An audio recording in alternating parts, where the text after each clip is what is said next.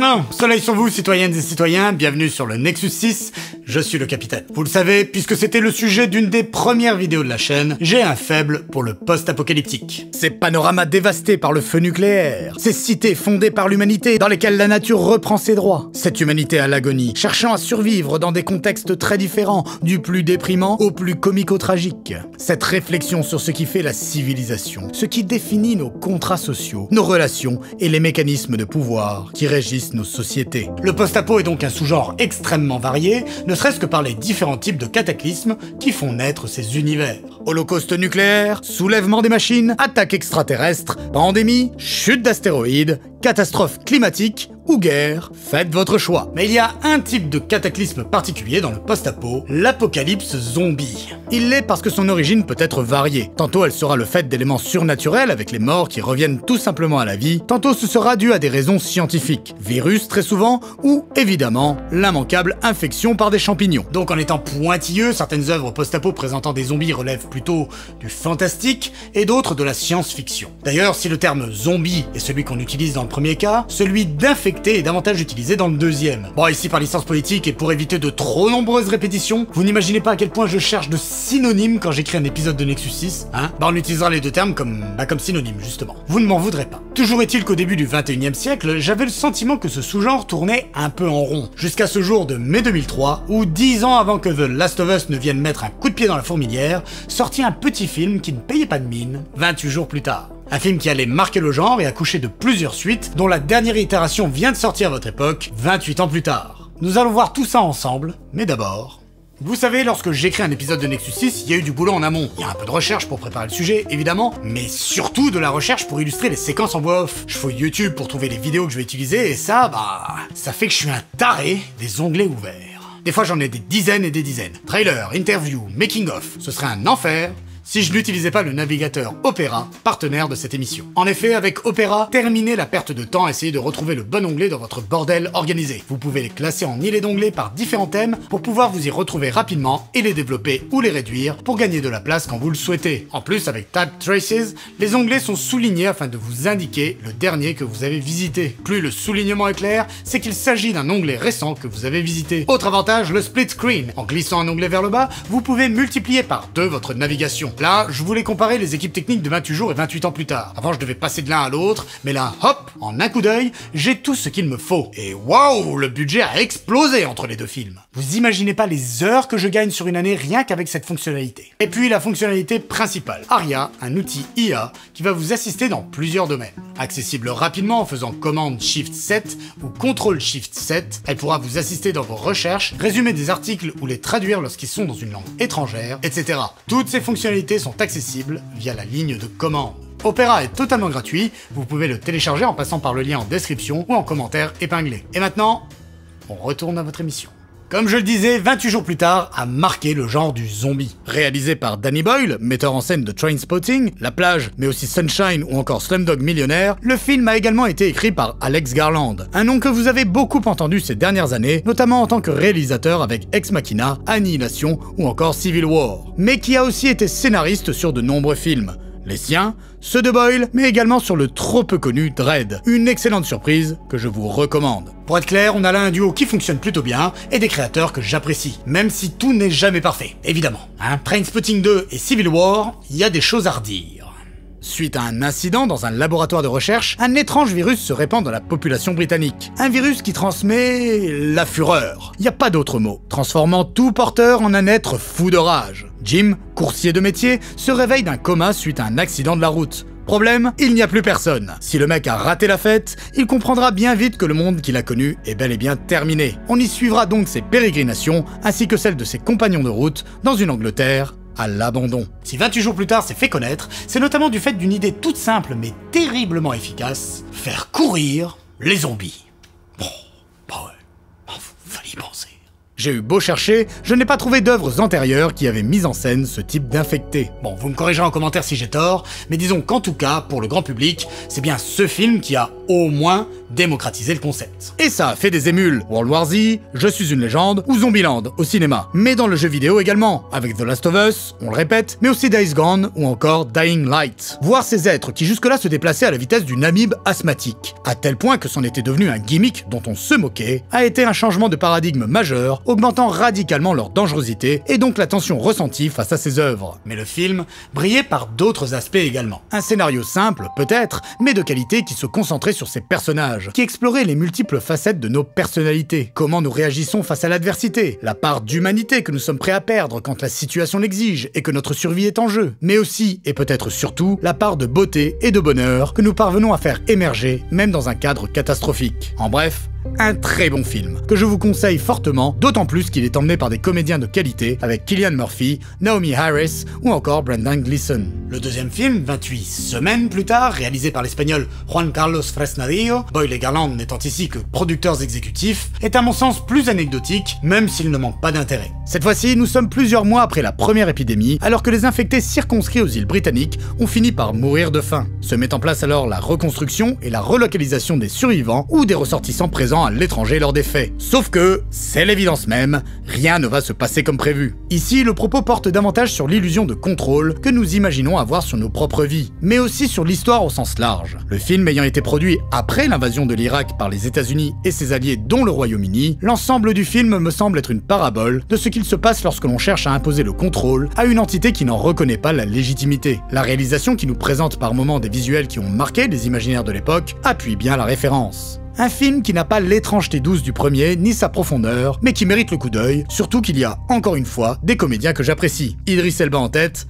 que demande le peuple? Et voilà qu'arrive presque 20 ans après, 28 années plus tard, qui nous propose d'explorer encore davantage cet univers. Eh bien sachez que ça faisait longtemps que je n'avais pas été aussi emballé par un film.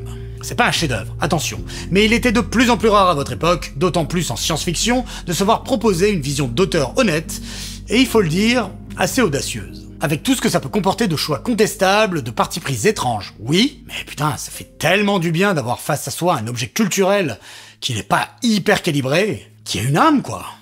Dans 28 ans plus tard, les îles britanniques ont été séparées du reste du monde suite à la deuxième épidémie du film précédent qui s'était étendue au continent européen, mais qui a été maîtrisée depuis. C'est donc dans une Angleterre en quarantaine absolue que nous allons voir évoluer nos personnages principaux. Spike, un jeune adolescent en passe de devenir adulte via un rite de passage qui consiste à aller tuer son premier infecté en dehors de son village. Son père, Jamie, qui va l'accompagner. Sa mère, Ayla, atteinte d'une maladie inconnue qui lui fait perdre le sens de la réalité. Et le docteur Kelson, un mystérieux personnage que tout le monde évite. Je dirais que le film est divisé en deux grandes parties principales. L'initiation de Spike, puis sa quête pour trouver un remède à sa mère. Mais avant d'aborder le récit, on va parler de l'aspect technique du film. Bon, vous le savez certainement, pour une bonne partie, il a été tourné à l'iPhone 15 Pro. Une démarche qui, outre sa praticité, parce que c'est sûr que c'est plus facile de sortir l'iPhone pour tes plans que de régler ta caméra IMAX. Ça, c'est clair.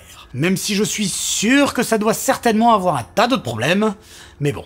Eh bien cela renvoie à la démarche qu'avait déjà eu Boyle lors du tournage de 28 jours plus tard, qui avait été tourné, lui, avec une caméra digitale de l'époque, la Canon XL1. Elle est bien connue de celles et ceux qui s'intéressaient déjà à la vidéo dans ces années-là. C'est une caméra qui était pas vraiment grand public, à proprement parler, mais c'était pas une caméra de cinéma non plus, puisqu'elle utilisait des mini-DV. Du coup, ça s'approchait un peu du rendu des caméras que tout un chacun utilisait. Et elle avait de la gueule en plus. Ça accouche d'un résultat disparate que je trouve très intéressant, avec des séquences oniriques dont on ne sait pas trop quand elles sont juste là pour, installer une ambiance pour les spectateurs, ou quand elles sont la véritable expression des rêves et des visions des personnages. En tout cas, je trouve le film plutôt beau, avec un ratio qui propose de larges panoramas, il y a vraiment de superbes plans. Et des fois, il y a des choses plus expérimentales, comme ce moment là où le père et le fils sont poursuivis sur l'eau. On voit l'effet spécial, l'incrustation du ciel étoilé, tout le reste, mais ça donne une espèce d'ambiance particulière à la séquence. Le film est très varié en termes de mise en scène, de montage. On a du cinéma classique, du clip, du bullet time pour les séquences plus d'action. Une diversité qui pour moi fait écho à cette même variété de contenus visuels auxquels vous étiez perpétuellement en contact à votre époque avec les réseaux sociaux, la télé et le cinéma. D'ailleurs, petit aparté sur les moments clipesques du film, à grands coups d'effets de montage et de musique, perso c'est un procédé que j'apprécie. Je sais qu'il y en a beaucoup qui considèrent que c'est une technique un peu facile pour s'attirer l'attention du public. Il suffit que la musique soit bien choisie, que les plans aillent avec. Et ça marche. Peut-être, c'est vrai. Mais chez moi, ça fonctionne. Et c'est sûrement générationnel, comme j'ai été biberonné aux chaînes de clips, la fameuse génération MTV, vous savez, c'est sûr que je suis la cible. Mais encore une fois, c'est pas gratuit. Ça participe grandement au style un peu punk et foutraque du film, ça lui donne un cachet de fou, un rythme, une énergie. Non, franchement, j'ai kiffé. On en revient à cette démarche d'épouser l'ambiance visuelle, si je puis dire, des époques auxquelles chaque film a été tourné. Ça montre la volonté du réalisateur de les ancrer dans le réel, mais aussi perpétuer dans le temps le rapport que ceux-ci entretiennent avec leur période de production. En quelque sorte, ça les transforme en objets témoins d'une ère. Mais cette volonté de réalisme n'est pas absolue dans ce que nous propose Boyle, car il a fait le choix de faire évoluer son univers. Si les 2 premiers films étaient franchement inscrits dans notre réalité, on sent dans 28 ans plus tard une inflexion pour rendre la chose plus pulp. On le voit notamment avec le changement dans la nature des infectés, qui sont passés de simples coureurs enragés à tout un panel de créatures qui participent à la création d'une nouvelle mythologie. Infectés alpha ou rampants, on voit émerger un véritable bestiaire diversifié qui n'est pas sans rappeler celui de la fantasy. Ça participe à une atmosphère qui par moments est un poil moins sérieuse. Ce qu'on va constater aussi avec la séquence finale où il y a ce groupe de survivants là, habillés en jogging coloré et qui se battent avec les infectés à coups d'arts martiaux, qui rappellent les scènes de combat dans les Sentai d'ailleurs. En fait, c'est comme si la série des 28 était en cours de Mad-Maxisation. Il y a de nombreux parallèles à faire entre ces 2 sagas post-apo. Un premier film à petit budget qui marque l'histoire, un deuxième film qui explore davantage l'univers et qui l'étend à quelque chose de plus grand, un troisième film qui va dans quelque chose d'un peu plus burlesque et qui va donner lieu à des suites qui vont pousser la chose un peu plus loin encore. Car oui, vous ne le saviez peut-être pas, mais 28 ans plus tard, est le début d'une nouvelle trilogie, dont le prochain film, The Bone Temple, réalisé par Nia DaCosta, est sorti en janvier 2026. En tout cas, je sens qu'il y a une démarche un peu similaire à Mad Max dans le projet de Boyle, une volonté de faire constamment évoluer le monde dans lequel l'œuvre se situe, et c'est pas pour me déplaire. Loin de là. Bon, voilà pour la forme. Mais qu'en est-il du fond ? Quel est le message qu'on cherche à nous transmettre ici ? Au premier niveau de lecture, il apparaît clairement que c'est un film post-Brexit, avec ses îles coupées du monde. Dont l'Irlande. Désolé pour nos frères gaéliques, Mais on pourrait s'interroger au sujet de la société qui a émergé de cette séparation. Un mode de vie plus pastoral, sans électricité, semblable à celui qu'on pouvait connaître au XVIIe ou au XVIIIe siècle. Ça rejoint un peu ce que je disais à l'époque dans la vidéo sur le post-apo. La chute du monde permet non seulement de remettre à plat les statuts sociaux, du moins pendant un temps, mais elle permet aussi aux individus d'occuper leur vie à la seule activité qui compte vraiment, la survie. Mais pas la survie indirecte de la société moderne où c'est le salaire qui permet de vivre. Non, la vraie survie. Celle où on doit s'organiser pour trouver de la nourriture, pour faire pousser les récoltes, construire des abris, bref, où chacun a contact avec le fruit de son labeur. Une vie plus vraie, en somme. En gros, il n'y a pas de bullshit job dans le post-apo. Et c'est là où je trouve le film très intéressant. Parce que, outre le danger inhérent de la présence des infectés, et ça on peut pas le nier, ce monde pourrait nous sembler plus apaisé que notre société moderne ultra connectée. Comme si, ici, on avait retrouvé du sens, ce qui n'est pas faux. Mais dans le cadre plus global de leur œuvre, Boyle et Garland nous parlent d'autre chose. Depuis le premier film, si on s'en tient à l'évidence, la menace semble être les infectés qui cherchent à nous tuer ou nous corrompre. Mais on constate bien vite, chose classique dans le sous-genre du zombie, que l'humain n'est pas mieux. Dans 28 jours, ce sont les militaires de la dernière partie du film qui représentent le véritable danger. Dans 28 semaines, c'est également le cas. Mais dans 28 ans, on va un peu plus loin. Puisque si la fureur et la haine sont bien transmises par le virus, ce que le film nous montre, surtout, c'est que cette même colère qui a débouché sur tant de conflits à travers l'histoire, elle est tout aussi bien transmise par les sociétés humaines. On nous éduque, même, à celle-ci. Et ça, on le comprend clairement lors du départ du père et du fils pour son initiation, où le montage est entrecoupé d'images d'archives de soldats marchands ou pas, et d'autres joyeusetés de ce genre. Chez Boyle, c'est la nature de la société qui corrompt, pas notre nature profonde. Et à partir de là, on sent bien que même ce village de survivants n'est pas une société idéale. La violence engendre la violence. Et il y a aussi toute une réflexion sur la glorification de celle-ci lors de la fête qu'on donne en honneur de Spike après son retour à la maison. C'est là où on voit que le père en rajoute même sur les exploits de son fils. On dirait qu'il veut lui assurer un statut supérieur au sein de la communauté. On se raconte des histoires, on se ment pour avancer plus facilement. Et puis il y a le père justement, qui nous est d'abord présenté comme un personnage intègre et droit, mais qui finira par décevoir son fils et le trahir par ses mensonges et sa violence. Au fond, les choses n'ont pas vraiment changé chez les humains.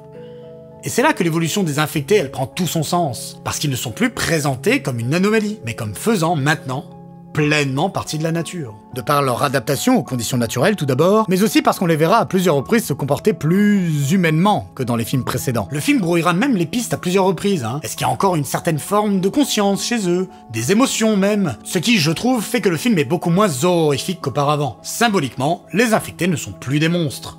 Ce sont devenus des animaux. Une faune qui peut être dangereuse, oui, mais pas plus qu'il y a quelques centaines d'années. On pourrait même argumenter en disant qu'on est revenu à une forme de normalité, celle qu'a longtemps connue l'humanité, durant la plus grande partie de son histoire d'ailleurs. Mais c'est dans sa conclusion que le film arrive à son paroxysme avec le personnage du Dr Kelson, magnifiquement interprété par Ralph Fiennes, un personnage qui tient sur ses épaules tout le propos du film et ce rapport entre civilisation destructrice de l'âme et nature plus honnête. Il est le seul à avoir compris ce nouveau paradigme, et à s'être adapté à l'environnement, au lieu d'essayer de lutter à tout prix contre lui. Bon, il semble qu'il vive en extérieur, il évite les infectés, il préfère les endormir plutôt que les tuer, leur témoignant ainsi un respect auquel on n'a pas été habitué.